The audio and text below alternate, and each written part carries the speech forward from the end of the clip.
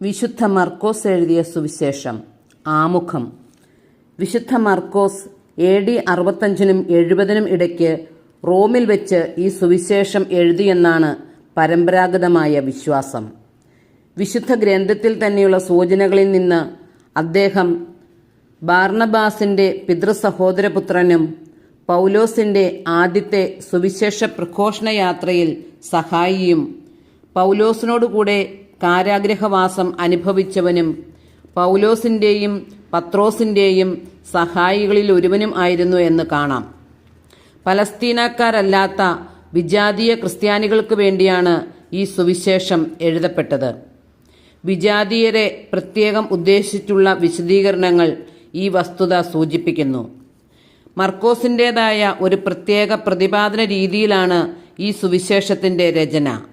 ക്രിസ്തുവും മനുഷ്യപുത്രനും ദൈവസൂതനുമായ യേശുവിൻ്റെ ആത്മാവിഷ്കരണവും അതിന് അവിടുത്തെ ആദ്യ ശിഷ്യർ നൽകിയതും ഭാവി ശിഷ്യർ നൽകേണ്ടതുമായ പ്രതികരണവും ഇത് ഉൾക്കൊള്ളുന്നു.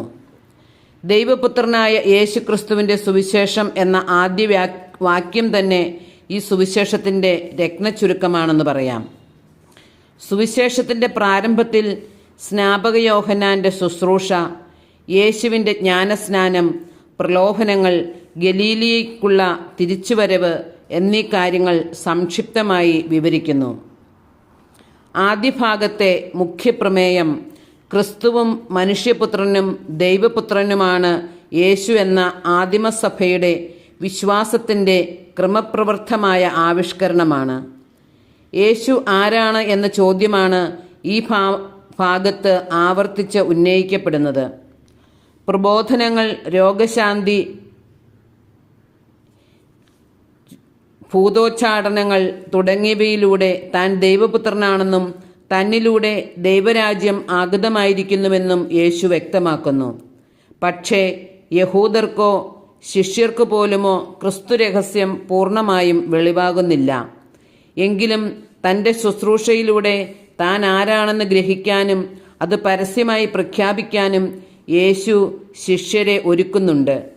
ഈ ശ്രമം ഫലമണിയുന്നതാണ് ഒന്നാം ഭാഗം ഉപസംഹരിച്ചുകൊണ്ട് ശിഷ്യപ്രധാനനായ പത്രോസ് നടത്തുന്ന വിശ്വാസ പ്രഖ്യാപനം. ശിഷ്യത്വത്തിൻ്റെ സ്വഭാവം വ്യക്തമാക്കുന്ന രണ്ടാം ഭാഗത്ത് ആദ്യം ഒരു പീഡാനുഭവ പ്രവചനം, ശിഷ്യർക്ക് അത് മനസ്സിലാകാതെ വരുന്നത്, തുടർന്ന് ശിഷ്യത്വത്തെപ്പറ്റിയുള്ള ഒരു പ്രബോധനം എന്ന ക്രമത്തിൽ രചിക്കപ്പെട്ട 3 പീഡാനുഭവ പ്രവചനങ്ങളാണ് നാം കാണുന്നത്.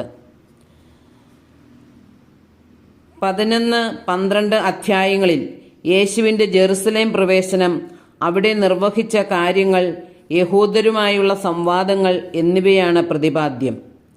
യുഗാന്തത്തെക്കുറിച്ചുള്ള മുന്നറിയിപ്പും ഉപദേശങ്ങളുമാണ് 13-ാം അധ്യായത്തിൽ. മറ്റു സുവിശേഷങ്ങളിൽ ഉള്ളതുപോലെ യേശുവിൻ്റെ പീഡാനുഭവം, കുരിശുമരണം, ഉത്ഥാനം എന്നിവയുടെ ചരിത്രമാണ് അവസാന അധ്യായങ്ങളിൽ വിവരിക്കപ്പെട്ടിരിക്കുന്നത്.